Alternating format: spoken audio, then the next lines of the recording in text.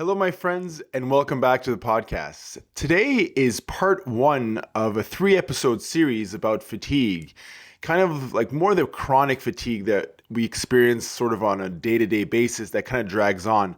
Not really the short term, kind of like, just had a big day and you're kind of tired, but the kind of fatigue that sometimes people try to understand what's going on. Why am I so tired? And so I think it's important that we look at this from multiple angles. And today we start with the basics.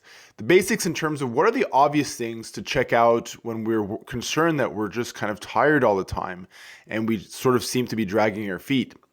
I think it's important to have realistic expectations when we go see our doctor. Sometimes we want our physician or family practitioner to kind of be able to pull out this sort of amazing insight into why we're tired.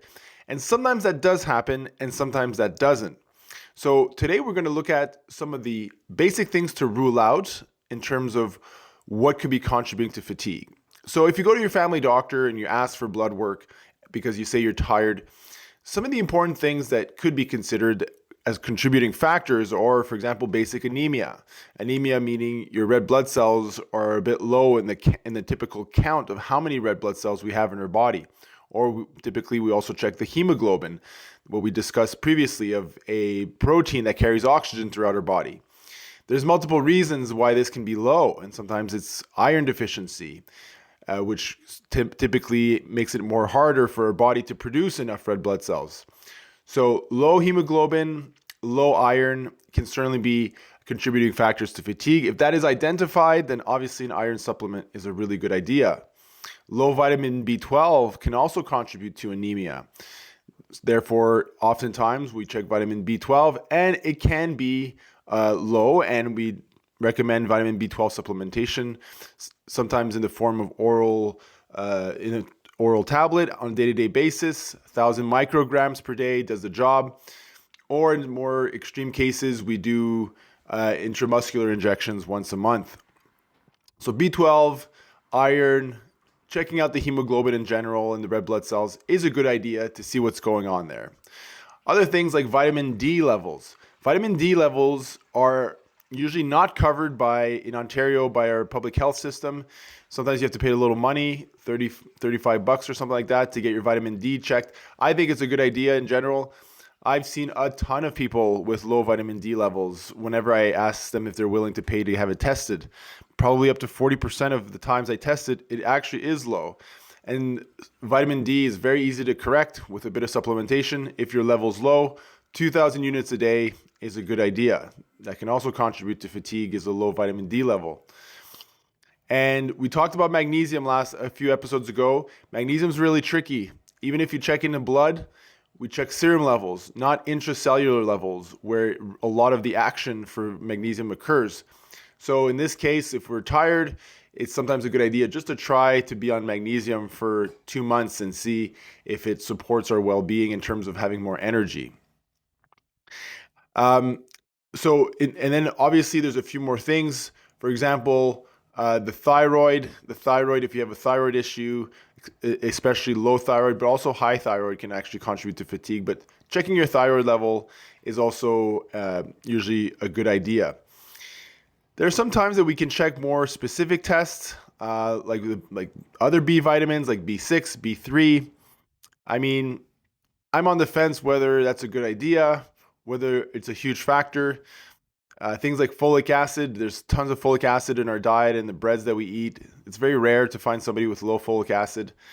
So sometimes going more into the nitty gritty details, but in that point, if it's not that obvious, it's rare that I see this little obscure test that really figured everything out. Other things that can be looked at, inflammatory markers, such that we may have some sort of autoimmune process happening that can be contributing to fatigue. And there are some basic autoimmune markers that can help us determine if that's an actual issue. And then people sometimes I get patients that really want to push it further, testosterone levels or estrogen levels for women. And I tend to put that on the side, sort of to test maybe later on. I don't want, again, the idea that some tests will figure out all our issues of why we're tired is sometimes not the most balanced issue. Sometimes it is obvious. Sometimes some people just have really low iron, and you correct the iron by supplementing the iron, and they feel way better. And that's the fun stuff for a guy like me. It's easy. You're like, aha, I found the thing. Here's the solution. And then a month later, it's like, I feel way better. Aha, good job. I've done a good job. So those happen, okay? They do happen, but they don't happen that often, okay? That it's obvious why somebody's tired, okay? I wish it was easy like that to fix somebody's fatigue, but it's often not. Someone's like, I'm tired. I don't know what's going on. Can we do blood work? Yeah, sure. You're due for blood work. No problem. Check the vitamin D, check the iron, check the B12, check the thyroid. Maybe run a few inflammatory markers just in case. Sometimes even check testosterone or estrogen for women. Testosterone for men, estrogen for women. And the blood work comes out perfect. Like, okay, well, that didn't help us find any clues. So those are the general things I would say are a good idea to rule out, meaning you can make sure it's not that. I'm not trying to get people scared here that it's like it's the end of the world if you have a low iron or a low vitamin D or a low thyroid or things like that. These are all very easy things to correct. And that's why they're fun to find in a weird way. They're fun to find these problems because they're easy to fix. And they make people like me kind of happy because we feel good that we fixed something so easily. So those are good things to rule out. Now, other things to look at in the basics of fatigue, okay? An obvious one is, alcohol consumption, cannabis consumption. Those things do, I'm not here to judge any of that. Recreational use of those things, people can go out and have a good time, have fun. I'm not here to judge that. But a regular use of those things will impact energy levels. We can't deny that. Sleep. How much sleep are we getting? Okay, everybody's built a little bit differently. I think some people need up to 9 hours of sleep. Some people can do really well on 5 to 6 hours of sleep a night. It depends on the person. But if you're a person who needs at least 7 and you're getting 6.5, that will affect things over time. So if you think about 1 month, okay, and these little changes, I find sleep is so vital if you can make some adjustments. So if you get in the habit of, let's say, going to bed half an hour earlier and falling asleep half an hour earlier, half an hour over a month is 15 hours of extra sleep. That's literally 2 full nights of extra sleep per month. That will impact our well-being and our level of energy. And then the last piece I'll say for today is a bit of our diet, in particular, sugar consumption, okay, refined sugar and excessive carbohydrate intake, okay.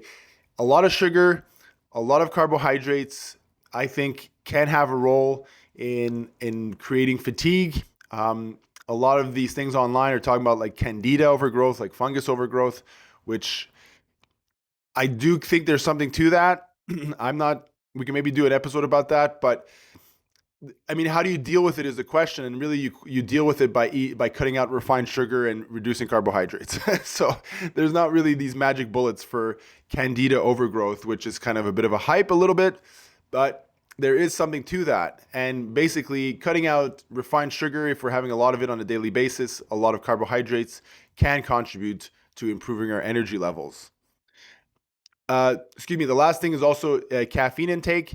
Paradoxically, too much caffeine can actually make us more tired. Sometimes slowly cutting back caffeine, not too fast, because that can produce headaches and withdrawal effects if you're a heavy coffee drinker.